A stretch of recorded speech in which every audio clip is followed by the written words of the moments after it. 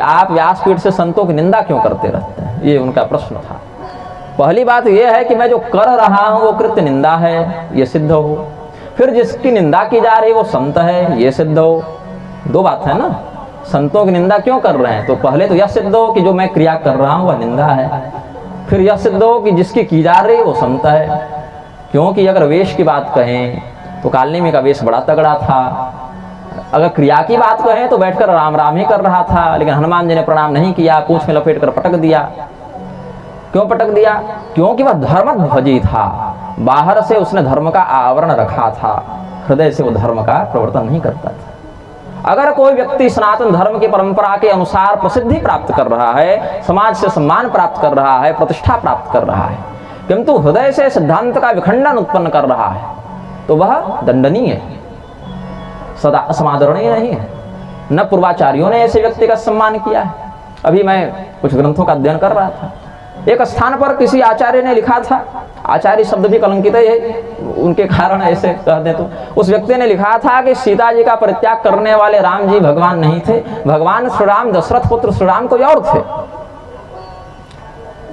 और ये जो सीता त्याग करने वाले राम है वो कोई जैन धर्म को मानने वाले, जैन मत को मानने वाले कोई व्यक्ति थे, ये भगवान नहीं थे। इतनी बड़ी बात उन्होंने लिखी। मैं बताऊं कौन?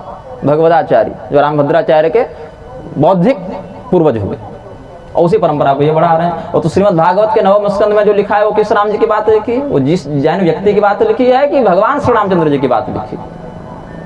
तो सामान्य हिंदी अनुवाद पढ़ के भी आप लोग जितना धर्मशास्त्र समझ सकते हैं, उससे भी निम्नतम स्तर की बुद्धि को धारण करके लोग जगत गुरु बन रहे हैं। तो मैं उसका भी खंडन कर रहा हूँ। इसको निंदा नहीं, खंडन कहते हैं। जैसे पेट में तो डॉक्टर भी चाकू मार रहा है और डाकू भी मार रहा है, लेकिन डाकू अगर मारे, डकैत मारे तो हत्या कहते हैं, डॉक्टर मारे तो चिकित्सा कहते हैं। चिकित्सा का उद्देश्य है रोग का नाश करना, रोगी का नाश करना नहीं।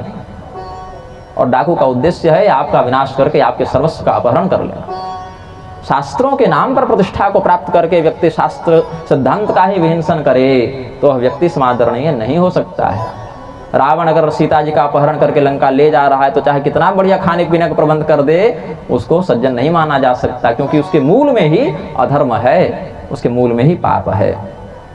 तो भगवान बलराम यहाँ उपदेश कर रहे हैं कि वध्या में धर्म ध्वजनस्ते ही पातकिनोधिका।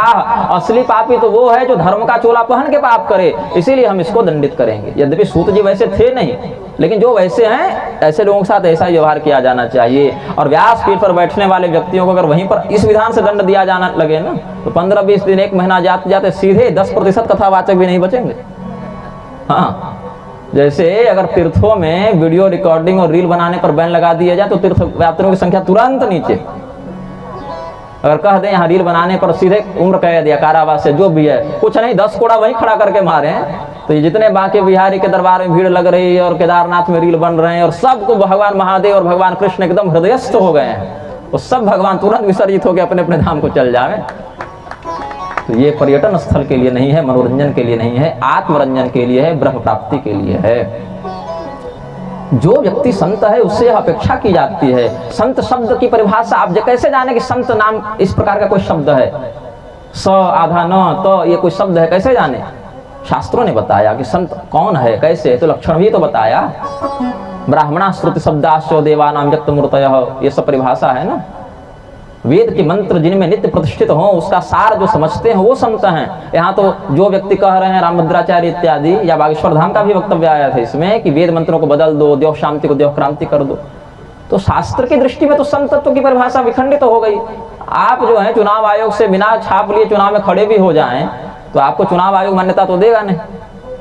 लोक दृष्टि में जब ऐसे बिना रजिस्टर्ड किए आप एक कंपनी नहीं खोल सकते, बिना प्रमाण पत्र लिए आप सड़क पर समोसा नहीं बेच सकते आजकल खाद्य प्रसंस्करण विभाग की अनुमति के बिना। लेकिन आशा करते हैं कि लोक परलोक को प्रत्यक्ष रूप से प्रभावित करने वाले, स्पष्ट रूप से प्रभावित करने वाले महानुभावों के चरित्र जो है सो ऐसे ही भुला दिए जाए, उपेक्षा कर दिए जाए, क्योंकि उनके 1 लाख चेला हैं। तो कौरवों की सेना तो पांडवों से 2-4 अक्षौहिणी अधिक ही थी, उससे क्या प्रभाव पड़ गया? भगवान अकेले थे, उधर 2.25 लाख सैनिक थे। भीड़ को दुर्योधन ने चुना, भगवान को अर्जुन ने चुना। भीड़ को मत चुनिए, भगवान को चुनिए। भीड़ का क्या है? इसी मंदसौर शहर में आप पुस्तकालय खोल दीजिए और मदिरालय खोल दीजिए, भीड़ कहाँ अधिक रहेगी? पुस्तकालय में रहेगी कि मदिरालय में रहेगी?